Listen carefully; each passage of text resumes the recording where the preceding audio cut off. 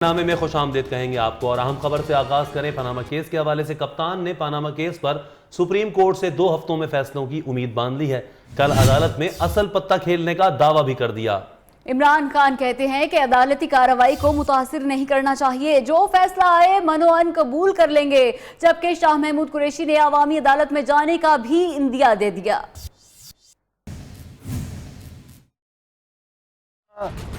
या चोरी का पैसा होता है वो अपने नाम पे नहीं, वो पैसा चीजें खरीदता। पनामा का हंगामा, सुप्रीम कोर्ट में रोजाना की समाअत ने कप्तान की उम्मीदें बढ़ा दी। इस्लामाबाद में मीडिया से गुफ्तगू में इमरान खान ने कहा कि जुम्मे को अदालत में साबित करेंगे कि मरियम नवाज मेफेयर फ्लैट्स की बेनिफिशियल ऑनर हैं। अगले पीर तक केस खत्म हो जाएगा। हमारा केस ज्यादा से ज्यादा एक या दूसरी हेयरिंग में खत्म हो जाएगा, पीर तक खत्म हो जाएगा। उसके बाद असल चीज शुरू होगी। इनके क्या जवाब? इमरान खान ने कहा कि कतरी शहजादे को जेल से बचने के लिए पाकिस्तान न आने का मशवरा दिया। केस कमजोर पड़ने पर नून लीग बार बार वकील बदलने लगी है। इनकी जो मोटू गैंग है और मोटू गैंग की झूठ बोल बोल के उनकी बेचारों की शक्लें बदलनी शुरू हो गई हैं। मुझे इनके ऊपर तरस आना शुरू हो गया है, क्योंकि इंसान कितने झूठ बोल सकता है।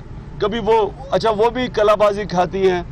जब उनका कोई बयान बदलता है नवाज शरीफ का कतरी से, जब कतरी आता है तो फिर उनको एक और झूठ बोलना पड़ जाता है। मीडिया से गुफ्तगू में शाह महमूद कुरैशी ने पनामा केस को रोजाना की बुनियाद पर सुनने पर खुशी का इजहार किया। साथ ही बता दिया कि 8 जनवरी को भावलपुर में अवामी कचहरी लगाएंगे। 8 तारीख को इमरान खान साहब चेयरमैन PTI इंशाअल्लाह बहावलपुर में अवामी कचहरी लगाएंगे और 15 तारीख को इमरान खान साहब की क़यादत में एक और अवामी कचहरी डेरा गाजी खान में लगाई जाएगी। उधर तहरीक इंसाफ के तर्जुमान के दरमियान सर्द जंग का सिलसिला जोर पकड़ने लगा तो नईमुल हक ने फवाद चौधरी के साथ इख्तलाफात की खबरों की तरदीद कर दी।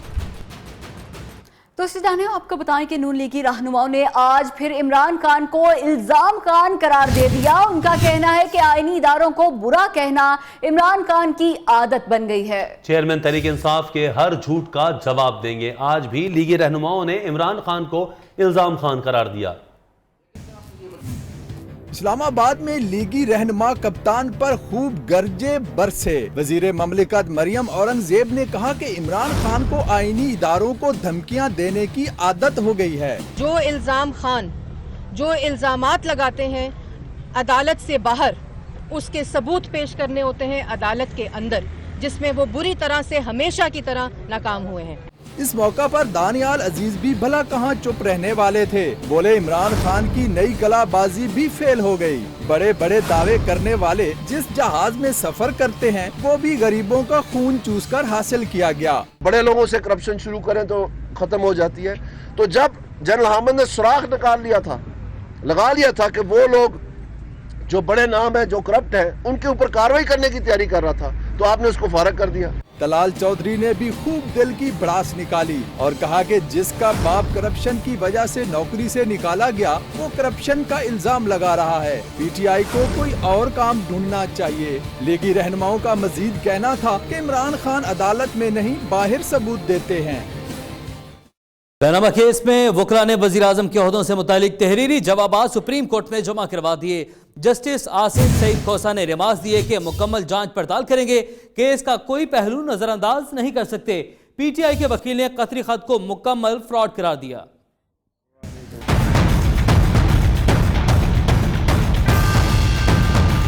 पनामा केस की समाअत रोजाना के बुनियाद पर होने लगी। वजीर आजम के वकला ने अदालती सवालात के जवाब जमा करा दिए। सुप्रीम कोर्ट में PTI वकील नईम बुखारी ने दलाल देते हुए कहा कि वजीर आजम नवाज शरीफ इसहाक डार कैप्टन रिटायर्ड सफदर की नाअहली चाहते हैं। वजीर आजम के बच्चों को सिर्फ अपनी पोजीशन वाजे करने के लिए फरीक बनाया है। इस पर अदालत ने रिमार्क्स दिए कि जेरे किफालत होने को वाजे किए बगैर आपके दलाइल हवा में किला बनाने के मुतरादिफ है। आप वजीर आजम को नाअहल कराना चाहते हैं या बच्चों को भी? PTI वकील ने दलाइल का सिलसिला जारी रखते हुए कहा कि अगर लंदन फ्लैट शरीफ खानदान के नहीं तो गिरवी क्यों रखवाए गए? अदालत को आगाह क्यों नहीं किया गया कि फ्लैट अल सानी खानदान के हैं? कतरी शहजादे के खत और वजीर आजम के बयानात में तजाद है। कतरी खत मुकम्मल फ्रॉड है। पनामा केस की समाअत अब जुम्मे को होगी। पनामा केस की समाअत में मौजिज जज साहिबान और वकला के दरमियान दिलचस्प जुमलों ने माहौल को खुशगवार बना दिया। जस्टिस एजाज अफजल खान ने शेर भी सुनाया तो दोनों फ्रीकैन और अदालत में मौजूद दीगर अफराद खूब महसूस हुए। बड़े केस की बड़ी समात, जजेस और वकला में दिलचस्प मुकालमा। कमरे अदालत में कुछ घटन महसूस होने पर मुअज़्ज़िज़ जज ने इसे चलाने का कहा तो अमले ने हीटर चला दिया। माहौल मजीद गर्म होने पर नईम बुखारी ने कहा कि उनका दम घुटने लगा। मुअज़्ज़िज़ जज ने बर्जस्ता कहा कि शायद केस के दबाव की वजह से दम घुट रहा है। एक मौके पर जस्टिस अजमत सईद ने कहा कि मरियम नवाज के ज़ेरे कफालत मामले को खिड़की से बाहर फेंक दें। इस पर नईम बुखारी ने कहा कि चले, वो फारिग हो गई। मुअज़्ज़िज़ जज ने फौरन कहा कि वो नहीं, आप समझो फारिग हो गए। अदालत में बुलंद कह के गूंज उठे। जस्टिस आसिफ सईद खोसा ने वाज़ेह किया कि जज साहब ने ये जुमला मजाक में कहा है, संजीदा ना लिया जाए। पनामा केस के बाद बात करेंगे तैयबा तशद्दुद केस की। तो आपको बताएं कि चीफ जस्टिस ने तैयबा तशद्दुद केस की समाअत खुली अदालत में लगाने का हुक्म दे दिया। सुप्रीम कोर्ट ने जज की बीवी को कल अदालत तलब कर लिया, जबकि पुलिस को तमाम रिकॉर्ड और बच्ची के वरुसा को पेश करने की भी हिदायत कर दी।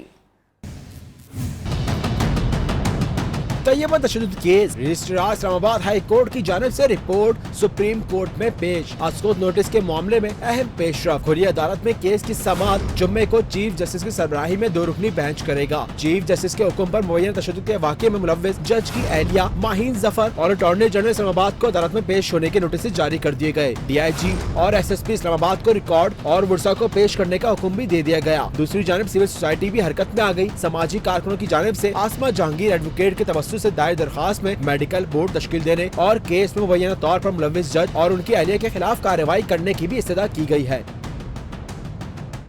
और कमसिन तैयबा पर तशद्दुद का मामला नया रुख इख्तियार करने लगा। तशद्दुद का शिकार बच्ची और उसके वालिदैन बनकर साथ ले जाने वाले मियाँ बीवी गायब हो गए। तैयबा को अदालत पेश करने के लिए उसके आबाई घर जाने वाली चाइल्ड प्रोटेक्शन ब्यूरो की टीम को नाकाम लौटना पड़ा।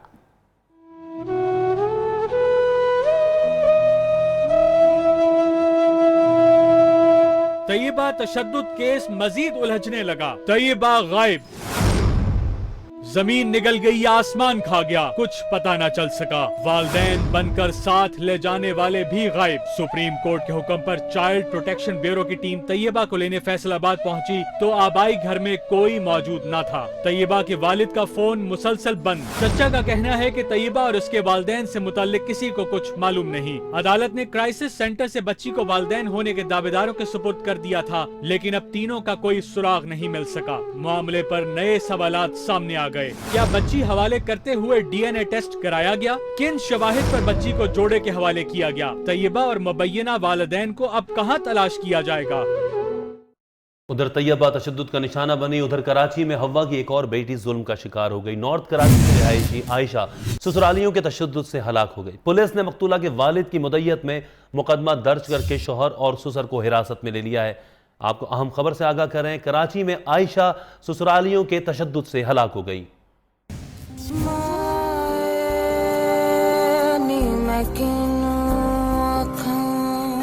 हवा की एक और बेटी ससुरालियों के जुल्म का शिकार। दर्द बिछोड़े दा हाल ने। नॉर्थ कराची की रिहायशी आयशा पुरअसरार तौर पर हलाक हो गई। इब्तदा में ससुराल वालों ने बताया कि आयशा ने गले में फंदा लगाकर खुदकुशी की है, लेकिन आयशा के घर वालों ने मानने से इनकार कर दिया। पोस्टमार्टम रिपोर्ट आई तो सफाक ससुराली बेनकाब हो गए। MLO अब्बासी शहीद अस्पताल डॉक्टर जकिया के मुताबिक आयशा के जिस्म पर तशद्दुद के वाज़े निशानात हैं। उसकी मौत तशद्दुद से हुई। ये लालची लोग थे। मेरी बच्ची कल अच्छी खेलती कूदती हुई थी, इन्होंने घर में तशद्दुद से कत्ल कर दिया सबों ने मिलकर। आयशा की 1.5 साल कबल शादी हुई थी। अहले खाना के मुताबिक उसके ससुराली लालची किस्म के लोग हैं। शादी के बाद से ही उसे तशद्दुद का निशाना बनाया जा रहा था। हम जाते थे मस्ताल करके आ जाते थे, पर हमेशा उसको धमकियां ही दी। पुलिस ने वाक़े का मुकदमा कत्ल की दफा 302 के तहत लड़की के वालिद ज़ियाउद्दीन की मुद्दत में दर्ज करके लड़की के शौहर, ससुर, नंद और सास को गिरफ्तार कर लिया है। नॉर्थ कराची में ससुरालियों के हाथों कत्ल होने वाली खातून आयशा की नमाज जनाजा अदा कर दी गई है। पुलिस ने वाक़े का मुकदमा लड़की के वालिद ज़ियाउद्दीन की मुद्दत में दर्ज करके शौहर, ससुर, नंद और सास को गिरफ्तार कर लिया गया। अब तक क्या पेशरफ्त हुई है, इस बारे में जानेंगे हमारे नुमाइंदे नसीम आदिल से। नसीम, क्या तफसीलात हैं? आयशा की नमाज जनाजा भी अदा कर दी गई है, ससुरालियों को भी गिरफ्तार कर लिया गया है, मजीद क्या पेशरफ्त हो रही है इस केस में?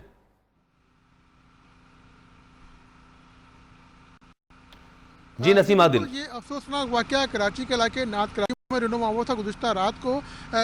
इस वक्त हम नाथ कराची में उस मुकाम पर मौजूद हैं जहाँ पे लड़की के वालिदैन का घर है। अब से कुछ देर पहले लड़की आयशा को यहाँ से उसका जनाजा यहाँ से उठाया गया है और उसको यहाँ पे अपने करीबी कब्रिस्तान में तस्वीर उसकी अपने कर दी गई है।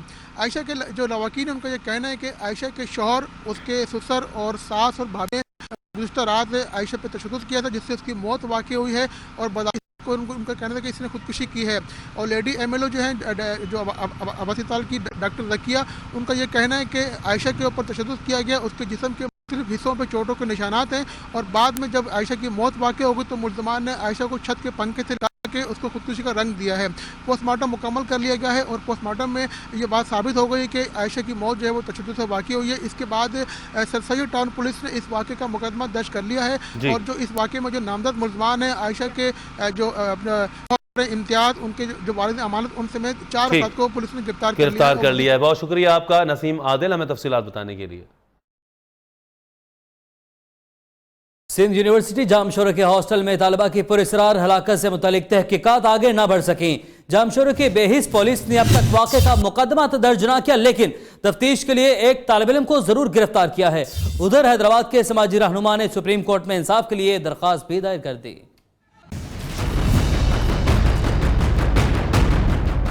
तालिबा नाइला के गले में फंदा लगी लाश का मुअम्मा ताहाल हल न हो सका। हैदराबाद के समाजी रहनुमा ने अदालत उज़्मा से सुमोटो एक्शन की अपील कर दी।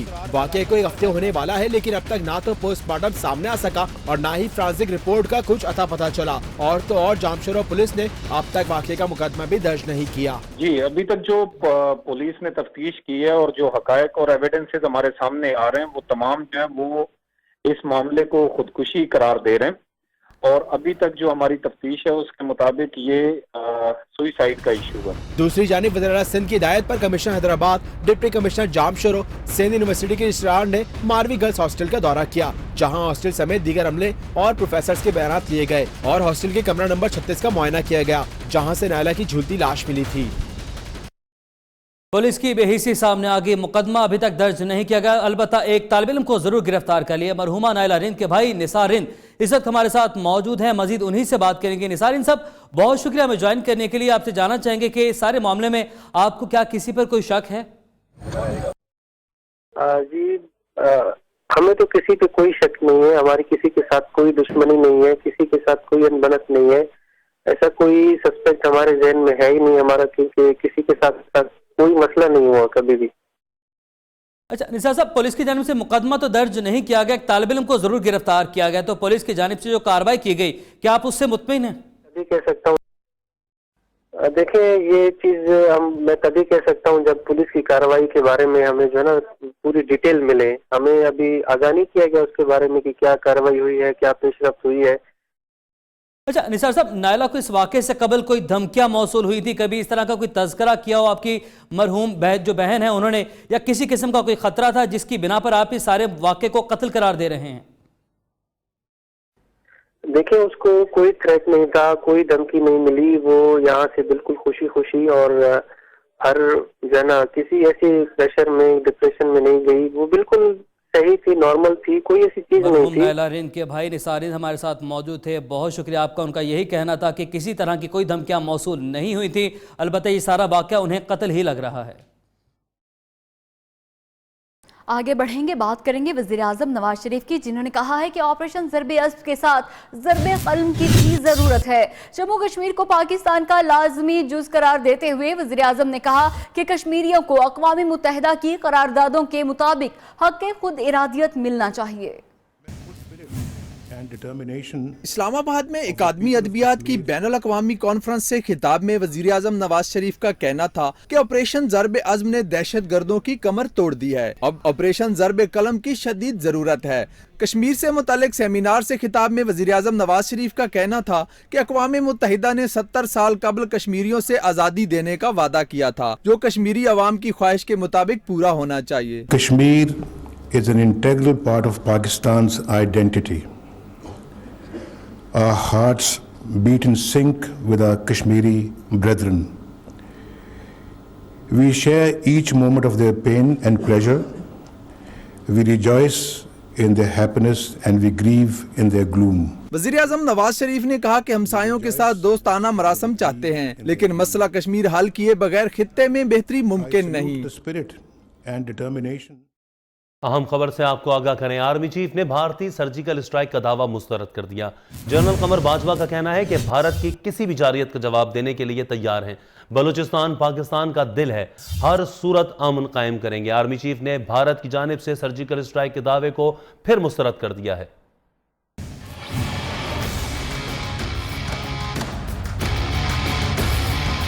बलूचिस्तान में बदअमनी नहीं फैलाने देंगे, किसी भी जारहियत का सामना करने के लिए तैयार हैं। सिपा सालार का दुश्मन को वाज़ेह पैगाम। ISPR के मुताबिक हिजदार में CPAC सेमिनार से खिताब में पाक फौज के सरबराह जनरल कमर जावेद बाजवा ने भारतीय सर्जिकल स्ट्राइक के दावे को फिर मुस्तरद कर दिया। उनका कहना था कि भारतीय आर्मी चीफ खोखले दावों से खुद को धोखा दे रहे हैं, किसी भी जारहियत का मुंह तोड़ जवाब देने के लिए तैयार हैं। उनका कहना था कि बलूचिस्तान में 30,000 जवान सिक्योरिटी के फराइज सरअंजाम दे रहे हैं, सूबे में क़याम अमन के लिए अपना किरदार अदा करने में कोई कसर नहीं छोड़ेंगे। मकबूजा कश्मीर में यौम हक़ खुद इरादत के मौके पर भारतीय मुजालिम अरूज पर रहे। बांडीपुरा में सर्च ऑपरेशन की आड़ में घर घर तलाशी। हुर्रियत रहनुमा सैयद अली गिलानी ने कहा है कि भारत कश्मीर पर अक़वाम मुत्तहिदा की करारदादों की कानूनी हैसियत को जुटला नहीं सकता। आम खबर से आपको आगाह करें मकबूजा कश्मीर से, जहां पर यौम हक़ खुद इरादत के मौके पर भारतीय मुजालिम अरूज पर रहे तो बांडीपुरा में सर्च ऑपरेशन की आड़ में घर घर तलाशी भी ली गई। हुर्रियत रहनुमा सैयद अली गिलानी ने कहा कि भारत कश्मीर पर अक़वाम मुत्तहिदा की करारदादों की कानूनी हैसियत को जुटला नहीं सकता। और भारत मिसाइल की नई दौड़ शुरू करने से बाज रहे चीन ने खबरदार कर दिया। चीनी मीडिया ने कहा है कि चीन बैनुल बर्रे-आज़मी मिसाइल का तजुर्बा अक़वाम मुत्तहिदा के क़वानीन की खिलाफ वर्जी है। अब पाकिस्तान को भी ऐसे तजुर्बात का हक हासिल है। आपको अहम खबर से आगाह कर रहे हैं, चीन ने भारत को खबरदार कर दिया है कि भारत खित्ते में मिसाइलों की नई दौड़ शुरू करने से बाज रहे। खबरों का सिलसिला भी जारी है, यहाँ वक्त एक ब्रेक का, और ब्रेक के बाद आपको दिखाएंगे।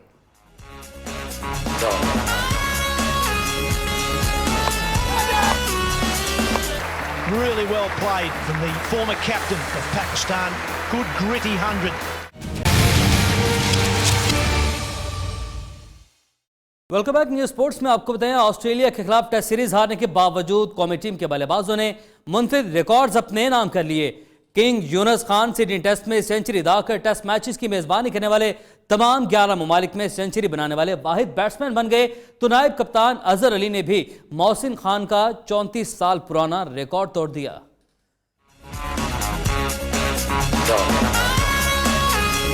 11 मुल्कों में सेंचुरियां, क्रिकेट के किंग खान को पकड़ना मुश्किल ही नहीं, नामुमकिन है।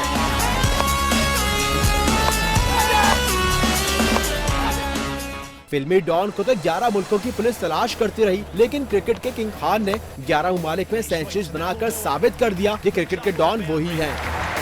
Really well played from the former captain of Pakistan.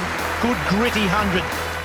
Yunus Khan Pakistan समेत टेस्ट मैचों की मेजबानी करने वाले 11 ममालिक में सेंचुरी बनाने वाले दुनिया के वाहिद बैट्समैन हैं, जिन्हें यह एजाज सिडनी टेस्ट में सेंचुरी स्कोर करने के बाद हासिल हुआ।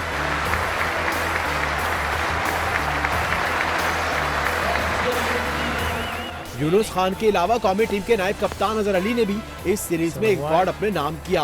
वो ऑस्ट्रेलिया के खिलाफ टेस्ट सीरीज में बतौर ओपनर सबसे ज्यादा 395 रन बनाने वाले पाकिस्तानी क्रिकेटर बन गए। इससे कबल ये रिकॉर्ड 390 रन के साथ मोहसिन हसन खान के नाम था।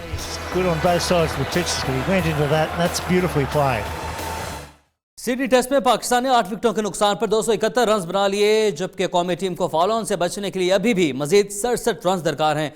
बारिश से मुतासरा दिन में ऑस्ट्रेलियाई बॉलर्स ने शानदार बॉलिंग करते हुए 6 विकेटें हासिल की।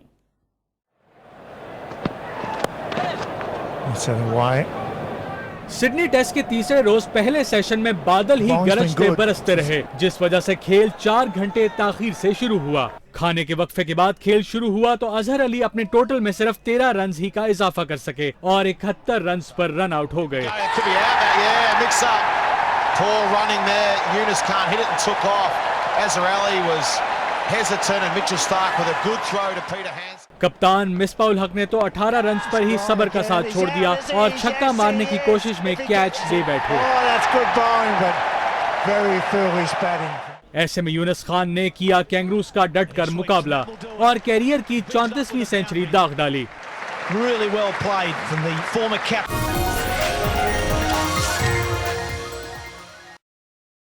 और अब बात करेंगे मौसम की। अब्र करम बरसात तो सर्दी बढ़ने लगी। बर्फबारी ने स्कर्दू में पारा -11 तक गिरा दिया। महकमा मौसमियात के मुताबिक अगले 3 दिन मुल्क के मुख्तलिफ इलाकों में बारिशें मुतवक्के हैं।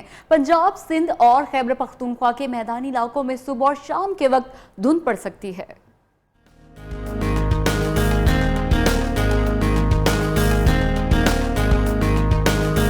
बलाई इलाकों में बरसते बादलों और बर्फ के गालों ने मौसम सर्द कर दिया। खैबर पख्तूनख्वा, फाटा और कश्मीर, इस्लामाबाद, रावलपिंडी, गुजरांवाला और गिलगित बल्तिस्तान में बारिश और पहाड़ों पर बर्फबारी हुई। बारिश और बर्फबारी से पारा गिर गया। स्कर्दू में दर्जा हरारत नुक्ता इंजमात से भी नीचे चला गया। खैबर पख्तूनख्वा, लाहौर समेत बालाई पंजाब, फाटा, इस्लामाबाद, गिलगित बल्तिस्तान और कश्मीर में बादल बरसते रहेंगे। मालाकंड, हजारा डिवीजन, गलियात, गिलगित बल्तिस्तान और कश्मीर के पहाड़ी इलाकों में भी बर्फबारी की तवक्को है। कराकोली टोपी आज भी जिना कैप के नाम से जानी जाती है, मगर रिवायात से दूरी के बायस अब इसकी मकबूलियत कम होती जा रही है। यही वजह है कि अब पाकिस्तान में कराकोली की सिर्फ 2 ही दुकानें बाकी रह गई हैं। देखते हैं कोयटा से आसिफ बलोच की रिपोर्ट।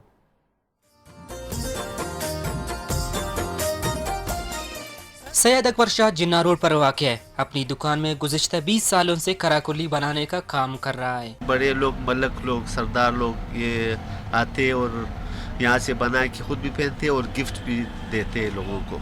अगरचे अब कराकोली पहनने की रिवायत इंतहाई कम है, लेकिन चूंकि कायद आज़म मोहम्मद अली जिन्ना भी कराकोली पहनते थे, इसलिए ये आज भी लोगों में मकबूल है। ये हमारे कल्चर में है, इसकी रवायत बहुत कम होती जा रही, लेकिन मैं अपनी रवायत को जिंदा रखने के लिए यहाँ आया हूँ। कराकोली बनाना काफ़ी मेहनत तलब काम है। पूरे दिन की मुशक्क़त में सिर्फ एक ही कराकोली तैयार की जा सकती है। इस दुकान में मुख्तलिफ अक़साम की कराकोली दस्तयाब है, जिनकी कीमत 2000 से लेकर 10,000 रुपए तक है। कैमरामैन अहमद नईम के साथ आसिफ बलोच, न्यू कोयटा। खबरें और भी हैं यहाँ। वक्त एक ब्रेक का। ब्रेक से पहले न्यूज़ अपडेट्स।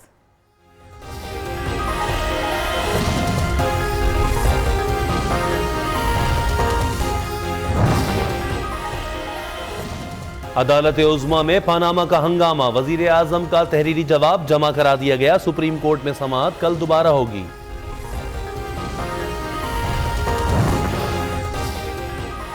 जमीन खा गई या आसमान निकल गया, नन्ही तैयबा का ताहाल कोई सुराग न मिल सका। चीफ जस्टिस की सरबराही में 2 रुकनी बेंच कल तशद्दुद केस की समाअत करेगा। और नॉर्थ कराची में एक और हवा की बेटी जुल्म का शिकार हो गई। शौहर ने बीवी को मौत के घाट उतार दिया। मुलजिम और उसका बाप गिरफ्तार। न्यूज ने फैसलाबाद इंस्टीट्यूट ऑफ कार्डियोलॉजी के गार्ड्स ने इलाज के लिए आने वाले मरीजों पर तशद्दुद करते हुए 60 साल अख्तर अली के दांत तोड़ डाले और दूसरी जानिब डॉक्टर्स ने बगैर इलाज किए ही अस्पताल से बाहर निकाल दिया। अहम खबर से आपको आगाह करें। फैसलाबाद इंस्टीट्यूट ऑफ कार्डियोलॉजी के गार्ड्स ने इलाज के लिए आने वाले मरीजों पर तशद्दुद किया। इसी हवाले से मजीद बात करेंगे हमारे नुमाइंदे वकास चिराज से। वकास चिराज, बताइएगा तमाम मामला क्या है ये? जी बिल्कुल, देखा जाए फैसलाबाद में जो है सरकारी अस्पतालों की ये सूरत है। आए रोज जो है गार्ड्स की जानब से जो मरीजों को तशद्दुद का निशाना बनाया जाता है। ये लाइट हॉस्पिटल समेत जो है जितने भी सरकारी अस्पताल है वहाँ पे जो है मुलाहिकीन को तशद्दुद का निशाना बनाया जाता है, मरीजों को तशद्दुद का निशाना बनाया जाता है। आज भी यही मामला हुआ है। ये Faisalabad institute of cardiology hospital है, जो दिल का हॉस्पिटल है, जहाँ पे जो है एक मरीज को लाया गया जो पहले जो है 2 बतौर उसको अटैक हो चुका है। 60 साल शख्स है जिसको बदतरीन तशद्दुद का निशाना बनाया गया। गार्ड्स की जानब से उसके बेटे को तशद्दुद का निशाना बनाया गया, जो असली के जरिए उसको तशद्दुद का निशाना बनाते रहे। जो है आधे घंटे तक जो है तशद्दुद का निशाना बनाता है, लेकिन कोई भी जो है उनको छुड़ाने के लिए नहीं आया। देखो पुलिस भी अभी तक 1 घंटे के बाद अभी पहुंची है। इस बारे से गार्ड्स ने तशद्दुद क्यों किया इनके ऊपर? क्या मामला क्या पेश आया? सर आगे पहले हमने इधर इलाज करवाने के लिए आए। मैं पहले पिंडी से इलाज करवाता था MC फौजी हॉस्पिटल CMH से। 2 साल पहले मैंने उधर से इलाज करवाया, तो उसके बाद आज मुझे तकलीफ़ हो गई फौरी तौर पे, तो मैं इधर चेकअप कराने के लिए आया। तो इन्होंने तो 1-2 घंटे तो पहले ऐसे निकाल दिए, 1-1.5 घंटा। बाद में बोलते पहले पुरानी फोटो अपनी लेकर आओ। ये बच्चा लेने के लिए जा रहा था तो अभी यहाँ तक। ठीक वकास, बहुत शुक्रिया हमें तफसीलात बताने के लिए। पीपल्स पार्टी के बानी चेयरमैन जुल्फिकार अली भुट्टो का यौम पैदाइश बिलावल भुट्टो और दीगर पार्टी रहनुमाओं ने बानी अकायद को खराज अकीदत पेश किया। बिलावल बोले, आसिफ जरदारी और उनकी जोड़ी पार्लियामेंट में जाएगी तो नून लीग की नींदें उड़ा देंगे। पेशावर में जियालों ने केक की क्रीम बना दी। घर घर से भुट्टो निकलेगा। नाना की सालगिरह पर नवासे का दबंग ऐलान। बिलावल भुट्टो जरदारी ने जुल्फिकार अली भुट्टो को खराज अकीदत पेश किया। सालगिरह का केक काटा, कौमी असम्बली जाने के लिए लाड़काना के अवाम से शहीद मां के नाम पर वोट मांगा और फिर नून लीग को टफ टाइम देने का ऐलान किया। बोले, आसिफ जरदारी और उनकी जोड़ी पार्लियामेंट में नून लीग की नींदें उड़ा देगी। इलेक्शन होगा और आपके मदद के साथ, आपके वोटों के साथ बीबी का बेटा पार्लियामेंट में होगा। साबिक वजीर आजम यूसुफ रजा गिलानी ने कहा कि पीपल्स पार्टी हुकूमत ने 5 साल पूरे करके न सिर्फ तारीख रकम की बल्कि भुट्टो के ख्वाब को आगे बढ़ाया है। हमने नई गवर्नमेंट को थ्रू मार्शल लॉ नहीं, जमहूरियत के जरिए ट्रांजैक्शन ऑफ पावर हुई, ये एक बहुत बड़ा कारनामा। कमर जमान कायरा कहते हैं कि जुल्फिकार अली भुट्टो और शहीद बेनजीर भुट्टो वाली पीपल्स पार्टी दोबारा से जिंदा करने की कोशिश कर रहे हैं। उधर पेशावर पीपल्स पार्टी सेक्रेटेरिएट में जुल्फिकार अली भुट्टो की सालगिरह की तकरीब बदनज़मी का शिकार हो गई। जियालों ने केक का कचूमर बना दिया, किसी ने भर भर खाया तो किसी के हाथ कुछ भी न आया।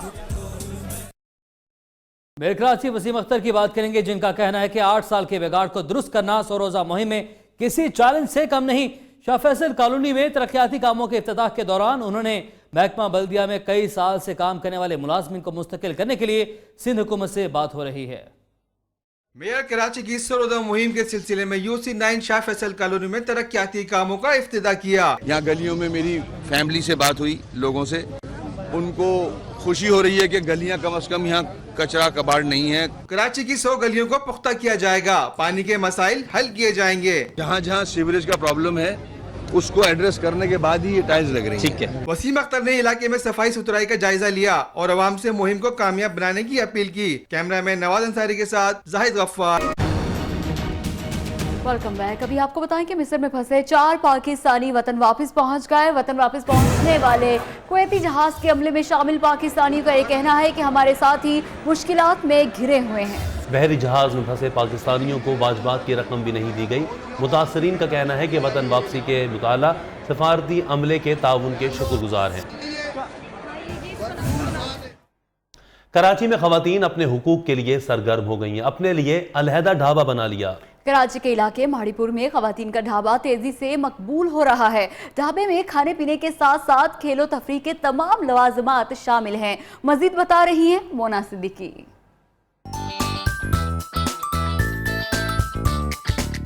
कराची के पसमानदा इलाके मौड़ीपुर रोड पर NGO के जेरे एहतमाम खवातीन का ढाबा रोज ब रोज मकबूल होता जा रहा है। यहाँ की खवातीन जो है ना अपने आप को थोड़ा सा सेफ और यूनिक फील करें और हमारे ढाबे में आएं। लड़कियों का कहना है कि ढाबे पर हम अपना वक्त बिताकर फ्रेश हो जाते हैं। बहुत अच्छा लगता है यहाँ पे आके, यहाँ की गैदरिंग बहुत अच्छी है। हम यहाँ आते हैं, अपना टाइम स्पेंड करते हैं, गेम्स खेलते हैं और भी एक्टिविटीज हैं। खूबसूरत सजा ढाबा, खवातीन ही मेहमान, खवातीन ही शेफ और सर्विस देने वाली भी खवातीन। ऐसे पुरसुकून ढाबे की बात ही खास है। कुछ देर फुर्सत के लम्हात अपनी सहेलियों के साथ बिताने के लिए महफूज और पुरसुकून और घर जैसा माहौल चाहिए तो लेडीज ढाबे पर आ जाइए। कैमरामैन नवाज अंसारी के साथ मोना सिद्दीकी, न्यूज़ कराची। और तुर्की के शहर स्पीर में अदालत के बाहर कार बम धमाके के नतीजे में अदालती स्टाफ मेंबर और पुलिस एहलकार हलाक हो गए। धमाके में 10 अफराद जख्मी भी हुए हैं। धमाके के बाद मुसल्लह अफराद ने फायरिंग शुरू कर दी। पुलिस ने 2 हमलावरों को हलाक कर दिया है।